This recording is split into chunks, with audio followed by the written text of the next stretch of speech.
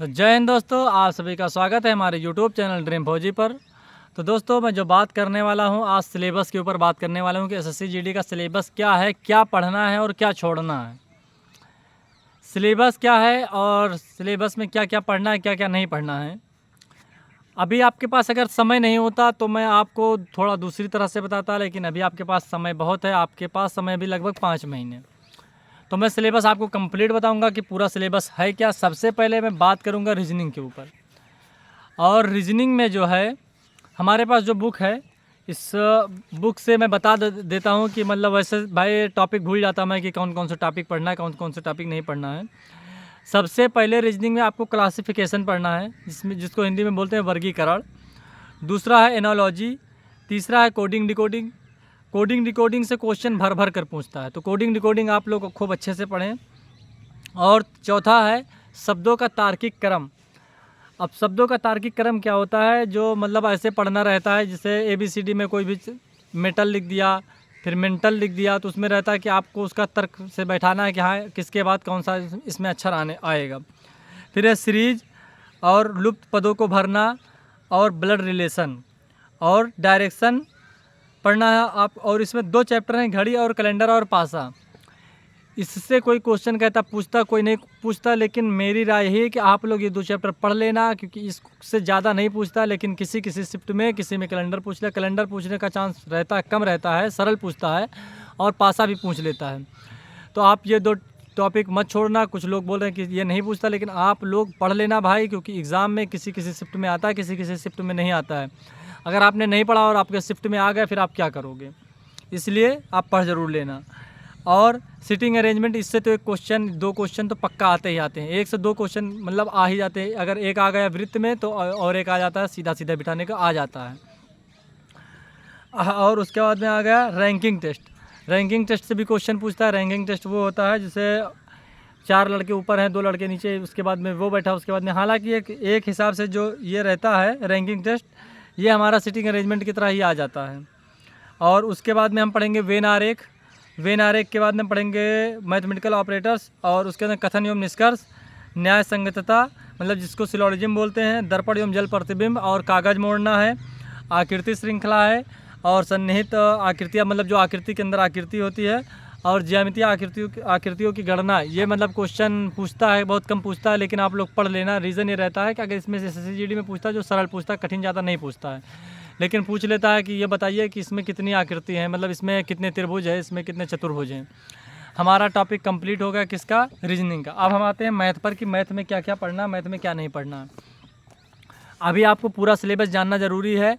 उसके बाद में लास्ट में रहेगा कि आप क्या छोड़ें क्या नहीं पढ़े, वो तो लास्ट में बात करेंगे। अभी आपको पूरा सिलेबस जानना है कि हमारा सिलेबस है क्या। सिलेबस आपके लिए जानना बहुत ज़रूरी है। सबसे पहले बात नंबर सिस्टम।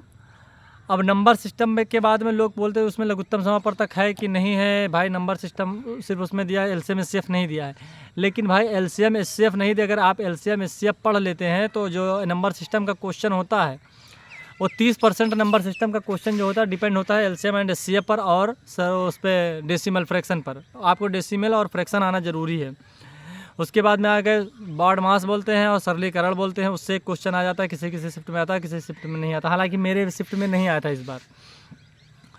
एवरेज से क्वेश्चन पूछता है, रेशियो एंड प्रपोर्शन है, परसेंटेज है, प्रॉफिट एंड लॉस है, डिस्काउंट है और सिंपल इंटरेस्ट है, कंपाउंड इंटरेस्ट है, टाइम एंड वर्क है, पाइप एंड सिस्टर्न है, टाइम एंड डिस्टेंस, नाव और धारा और पार्टनरशिप, क्षेत्र मिति, और जो डाटा है डाटा इंटरप्रिटेशन। इसका क्वेश्चन इस बार नहीं पूछा गया था। पहले इसका क्वेश्चन पूछ रहा था, जब 25 क्वेश्चन आते थे तब इसके 4 क्वेश्चन रहते थे, लेकिन इस बार क्वेश्चन पूछे नहीं गए। लेकिन आप लोग थोड़ा बहुत देख लेना, पढ़ लेना, क्योंकि थोड़ा ज़रूरी है कि कभी किसी शिफ्ट में पूछ भी सकता है।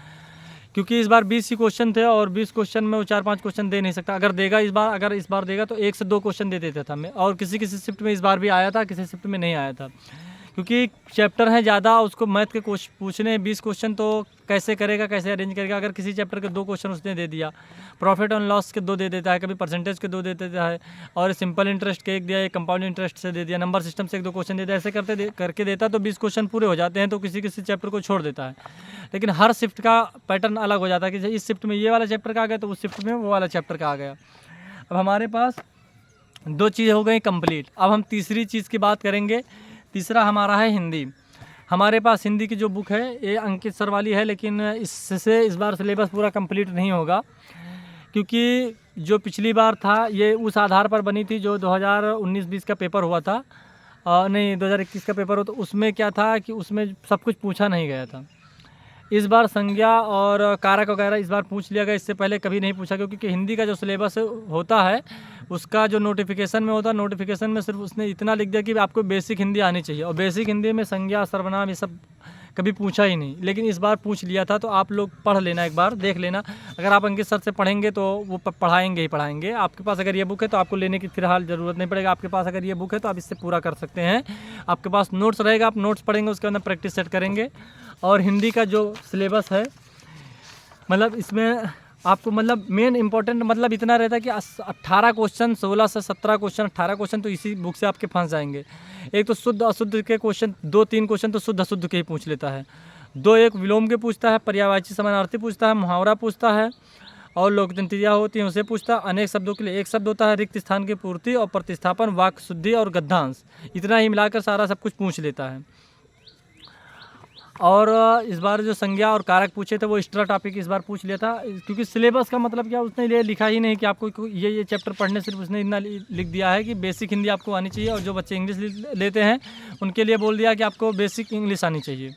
तो जब बेसिक है तो लोग बेसिक के लिए मतलब हर पहले का जो एग्ज़ाम होता था वो इसी पैटर्न पे हुआ, तो जो बुक बनी इसी पैटर्न पे बन गई।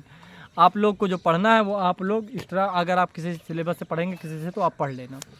मतलब ये मान लो 18 क्वेश्चन इतना ही पूछेगा, 1 से 2 क्वेश्चन जो रहेगा वो कारक उस पर पूछ लेगा, 20 क्वेश्चन उसमें से नहीं पूछेगा। अब आते हैं जीएस पर। जीएस का सिलेबस भाई बहुत बड़ा है, समुद्र है। अब समुंदर में से क्या क्या पढ़ना है, क्या क्या नहीं पढ़ना है। देखो हिस्ट्री से 2 क्वेश्चन 3 आते हैं, और आपको हिस्ट्री में 3 चीज़ पढ़ना रहता है, मॉडर्न, और तीनों मतलब 3 पार्ट में, तीनों पार्ट पढ़ना है, प्राचीन, मध्यकालीन, आधुनिक। और उसके बाद में आपको भूगोल है। भूगोल में भारत का भूगोल है, विश्व का भूगोल है, तो भारत का भूगोल से क्वेश्चन ज़्यादा पूछता है, विश्व के भूगोल से कुछ मतलब चुनिंदा टॉपिक है उसी से पूछता है। और आपको पॉलिटी पढ़ना है, इकोनॉमिक्स पढ़ना है, और विज्ञान के 3 पोर्शन है, 3 पोर्शन से 3 क्वेश्चन पूछता है वो, 3 पोर्शन से 3 ही क्वेश्चन पूछता है। बायोलॉजी के 1 से 2 क्वेश्चन, और केमिस्ट्री का कभी एक पूछ लिया तो कभी उसका फिजिक्स का एक पूछ लिया। इन दोनों में से 2 में से एक ही पूछे, फिजिक्स और केमिस्ट्री में से 2 में से एक ही पूछता है।